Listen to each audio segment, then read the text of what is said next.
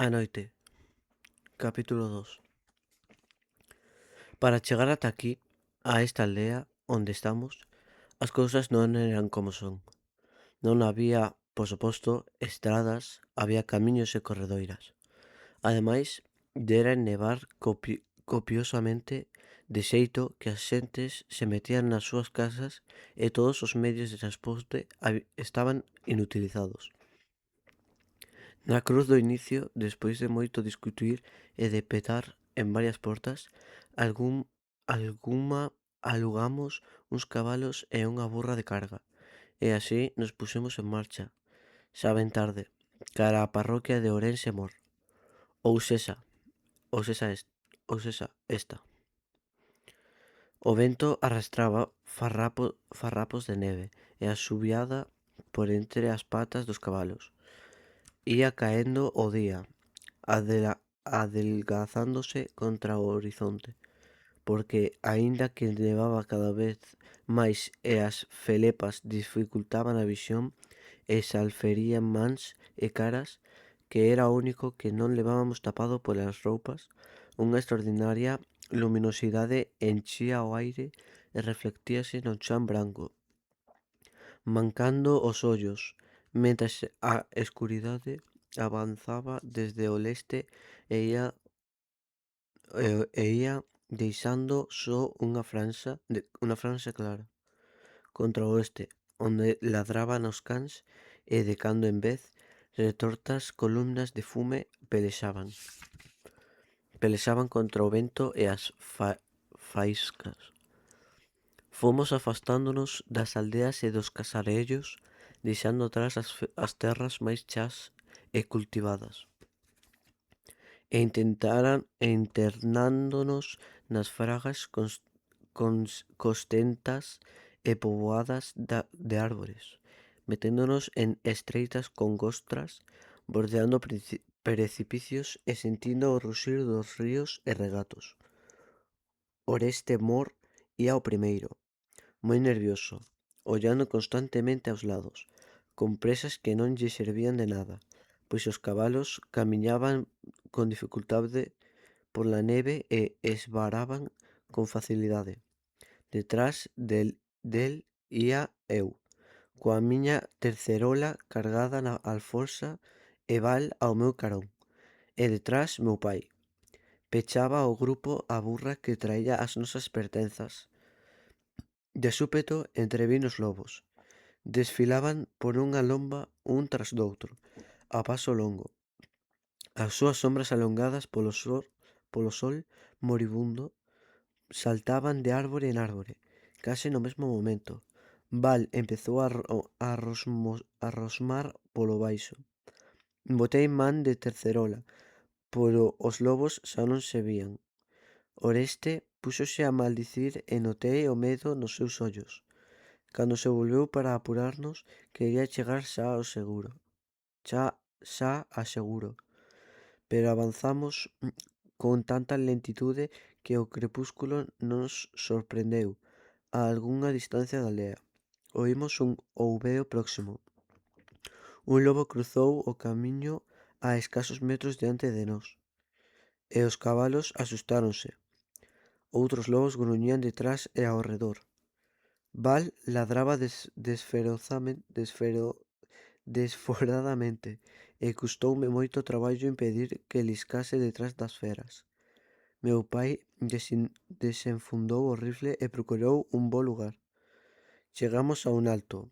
Parou o cabalo e agardou apuntando ao camiño. Atravesou un lobo. Disparou. O lobo deu un pichacarneiro que crebaba a súa carreira. Ganiu arrastrándose fora da nosa vista. Seguimos cabalgando ao paso, para que a mula non se perdese, e avistamos co último rayo de luz as casas. Fíxose noite pecha antes de darnos chegado. Só conseguían adiviñar máis que ver os bultos de 3 ou 4 casas grandes, algúns alpendres e hórreos, uns castiñeiros moi próximos e unha casa máis grande. Arredada das outras se cadraba un pazo. Esta casa onde agora falamos, un desconcerto de cans ladrando saíu a recibirnos. Os lobos, ouveando, contestáronlles desde as proximidades. Abríronse as portas e a luz dos candís aluminou os lenteis. Na casa máis afastada, separada se cadra por 200 ou 300 metros, iluminouse unha fresta. Oreste deu un berro. «Estamos aquí, don Eduardo». «Vides ben?» contestou unha voz de home. «Vimos, trouxenos cazadores». «Pois traemos».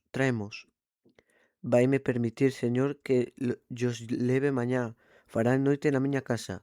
Como vexas, Oreste?» «Deica mañá, don Eduardo, deica mañá». A fiestra pechouse. Desapareceu a luz da casa, perdeuse na escuridade. Pensei que Oreste non só levaba ata alí por medo a volver só despois, porque 200 metros parecían suficientes para ser presa dun ataque dos lobos. Só entón me decatei das persoas que nos rodeaban, procedentes das casas inmediatas. Unha vella moi engurrada e cangada, apoiada nun pau de sanguiño e coa cabeza cana case a rentes do chan, que vivía porta con porta de Oreste, coa súa sobriña, unha muñerona resa, de grandes mans afeitadas ao legón. A muller e os fillos de Oreste e ollándonos fixamente e sen pronunciar palabra, un anano barbudo, de ollos saltóns e grandes napias. A luz do candil que sostiña perfilaba o seu rostro. Unha touca cubría os seus cabelos, unha touca feminina, e vestía saia en cinguidoiro. Aproximárase desde a terceira das casas do lugar. Presentáronolo cun nome de muller, Rosa dos Chantos, mais a súa voz era de home. «Así que vostedes son os cazadores. Pois non fíen moito nas súas armas», dixo, e púxose a esculcar o rifle e a tercerola. «Que quere dicir, señora?» preguntoume o meu pai. «Esta noite os lobos non andaban sós», contestou Rosa. «Deixate de parvadas, vais asustar os invitados», reprendeume Oreste. «Mellor será que vaia asustando. Os lobos teñen axuda. Eu, pase o que pase, non sairía esta noite, mesmo se os lobos se meten na aldea. Gardamos os cabalos na corte do noso hospedador, pero non había sitio para a burra. Atámola fora, nunha argola da parede. Entregamos na casa. A muller e os fillos de Oreste agardábanos con intranquilidade. Notei os seus xestos nerviosos, a atención que presentaba o menor ruído, a ansia coa que falaban, pero xa non se oía nada. A neve que seguía caendo apagaba todos os sons posibles. Se os lobos corricaban no bosque eran inaudibles. Se acercaban ás casas xa ladrarían os cans, e os cans polo momento estaban calados. Metéramos o aval dentro e a dona da casa déralle un oso para que fose roendo. Meu pai sabía que se a deixaba fora ia salir a buscar os lobos e xa non volvería. Papábano seguro. A muller de Oreste preparaba a cea, un guiso con moita pataca e pouca carne. Debíamos uns netos esperando. Meu pai dixo: «Nunca vin que os lobos atacasen así, e aínda con día, e coma se non nos estivesen agardando». «Xa lle dixen que o que se ve aquí nunca se viu», contestou o home. «Pero iso significa que sabían que viñamos, e eu non o podía admitir. Nunca antes se atreverán a tanto. Nunca antes se atreverán a tanto. O que se move é a fame», opinei eu. «Estamos en xaneiro, neva. Non teñen que comer. Son moitos». Ceamos nun silencio opresivo. Val non paraba Erguíase, daba unhas voltas, deitábase, volvía a erguer. Fomos deitarnos. Oreste deixounos a súa cama. Non tiña máis ca aquela. El e a muller durmiron enriba dunhas pallas, a carón da ladeira. Meu pai protestou, pero non houbo maneira de, im- de que? De impedir aquel xesto de hospitalidade. Os cans deron en ladrar e non puiden dormir en toda a noite. Saín a ver a festra, pero a noite era escura e non deserguei nada. Sabía ben que os lobos andaban cerca, se cadra mesmo entre as casas. Por iso os cans ladraban desesperados, pero os seus amos tomaran a precaución de amarralos ou pechalos. A burra horneaba sen parar, laiando. Sentín alasar baixo miña, alasar fortemente unha vez e outra vez. Tamén máis raramente golpes na porta. Rebuños, carreiras, rosmidos. Ruxiu un dos lobos e o horneo da burra morreu inacabado. Collera a miña Mauser e trataba de esculcar nas tebras. O círculo de luz que botaba o candil apenas me permitía ver os folerpas incansables, caendo case ingravadia, ingrava- ingrávidas, concho, ingrávidas.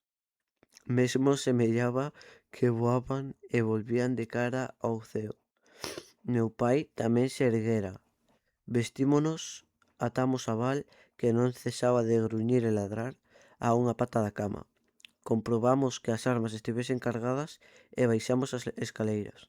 Pero non chegamos a sair. Nese momento, un dos cans veciños debeu soltarse. Oímos como se lanzaba contra Amanda, como ruxía polo baixo e como os lobos o envolvían. A pelesa durou só uns instantes. O meu pai puxo a man no ferrollo e neses intres podedesmo creer. Neses intres notei a respiración do lobo detrás da porta. Estaba alí, agardándonos, esperando que saísemos. Contiven ao meu pai, e así quedamos apoiados na parede, escoitando como as feras daban conta da burra e máis do can, escoitando como engolían, como tragaban, como devoraban, como coas presas se torgaban, como esgazaban a carne e trituraban os osos, como pelexaban por un anaco máis. E ningunha das outras casas saeu ninguén a mirar o que pasaba. O dono do can, que despois souben que era a nana Rosa dos Chantos, non deu sinais de vida. Non se encendeu unha luz, non se oíu unha voz. Nin Oreste, nin a muller, nin os seus fillos se ergueron da cama. Era a noite impoñía o seu dominio. E xa se sabe que a noite é invencible, e que na noite o lobo é o amo. Só un coro de cans protestaba furiosamente ata quedaren todos roucos. Arrastrando os pés volvemos ao leito. Nevou todo o tempo, pero dun xeito discontinuou só algunhas rafas. Contra a alba erguémonos de novo. As primeiras luces amosaron un manto branco, como a un sudario que se estendía polos campos e por riba dos lousados. Un grandísimo lobo negro, sentado no rueiro. Alzou a vista cando saímos á fiestra e olloume cuns ollos feramente humanos, negros como o seu coiro. Iso me pareceu, ou sería que me engañaron as sombras que aínda langraneaban a carón das casas. Botei a Mauser á cara, pero só o lobo fuxira e afastábase polo lombeiro. Saímos. Cesaron as folerpas. O vento traía o ruído do río contra as penas alá abaixo. Un veito xeado. Da mula e do can xa case só quedaban os esqueletos, mesmo con algúns osos roídos ou desaparecidos. A neve estaba echoupada de sangue. unha grande mancha vermella que extinguía o chan entre as casas e que se prolongaba despois dunha multitude de pegadas que se perdían en diferentes direccións. Busquei as máis grandes, as do lobo negro. Alí as estaban, ben claras, ben distintas das dos demais. Fungas seguindo contendo a Val, chamándoo constantemente. Ía na dirección do que eu cría bazo que agora se divisaba perfectamente. Mellor canto máis me achegaba e rousaba lixeiramente, como para pasalo de lado e entrar pola porta traseira. Non era un pazo, nin sequera unha casa.